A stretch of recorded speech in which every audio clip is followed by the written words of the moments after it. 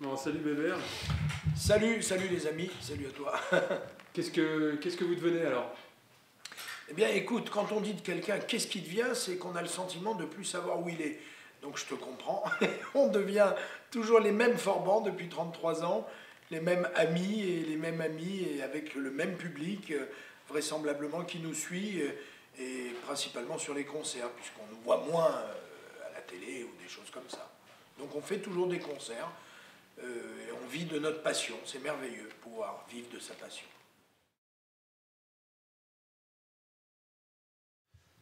Donc comment t'es tombé là-dedans? Comment t'es tombé dans le rock'n'roll? Disons qu'à la différence d'Obélix, j'ai pas un menhir sur le dos, mais je pourrais dire effectivement que je suis tombé dedans étant petit, parce que c'était la musique d'élection de mon père finalement, de mes parents, hein, puisque nous battions le rock'n'roll quand le disco était là, quoi. Donc on était complètement marginaux. C'est un peu ce qui nous caractérise tout le temps d'ailleurs d'être marginaux, d'être marginal, pardon. On aimait cette musique, on a élu cette musique parce que, bon déjà ça plaisait à nos oreilles, et puis j'ai très vite compris que le rock'n'roll c'était aussi un état d'esprit. J'ai tout de suite été fan de films comme La Blonde et moi, La Fureur de vivre, James Dean un petit peu, bon voilà, L'équipée sauvage, c'est des choses, c'est des états d'esprit qui m'ont plu, qui m'ont très vite plu. Je sais pas, peut-être que tout bêtement ça parlait de motos, de belles voitures et de filles. C'est ce qui me correspondait quand j'avais 20 piges, quoi, voilà. Et là, les années passent et toi, tu restes fidèle au rock'n'roll. Oui, complètement, on reste fidèle au rock'n'roll parce qu'il n'y a pas de raison qu'on le trahisse, dans la mesure où c'est les choses qui nous font vibrer, cette musique nous fait vibrer, cette musique, je ne dis pas que ça me fait rentrer en transe, mais presque. Et puis voilà, on a élu domicile dans le rock'n'roll, on ne veut pas déménager. Et puis il y a des gens qui nous suivent, le public sait qu'on fait du rock'n'roll, pas du rock'n'roll, j'insiste là-dessus. Et puis il n'y a pas de raison qu'on trahisse aussi le public, voilà. C'est quoi la différence entre le rock et le rock'n'roll? Le mot roll. Non, la différence entre le rock et le rock'n'roll, c'est que le rock'n'roll a existé avant le rock. Ensuite, on a retiré le roll pour un petit peu élargir les champs. Voilà, aujourd'hui, tout est rock. Ah ouais, ça, oh, c'est rock. Non, le rock'n'roll, c'est particulier, c'est le rock'n'roll, c'est Chuck Berry, c'est Elvis, c'est Cochrane, c'est Bill Haley, c'est bon, pour les plus pointus, Johnny Burnett, Carl Perkins, Hank Williams, voilà. Et c'était aussi les Chaussettes Noires, les Chats Sauvages, c'était du rock'n'roll, même si parfois ça s'apparentait un peu au twist, mais bon, voilà, le rock'n'roll c'est ça, et le rock c'est tout ce qui avoisine, tout ce qui essaie de coller à la roue du rock'n'roll.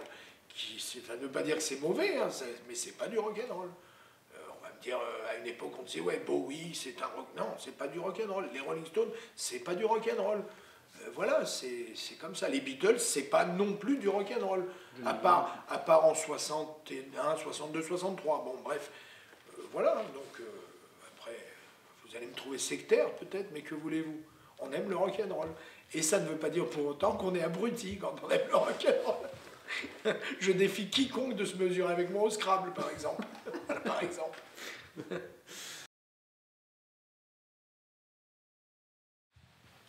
Qu'est-ce qu'on peut te souhaiter qu'est-ce qu'on peut vous souhaiter les Forbans là, pour l'année qui arrive?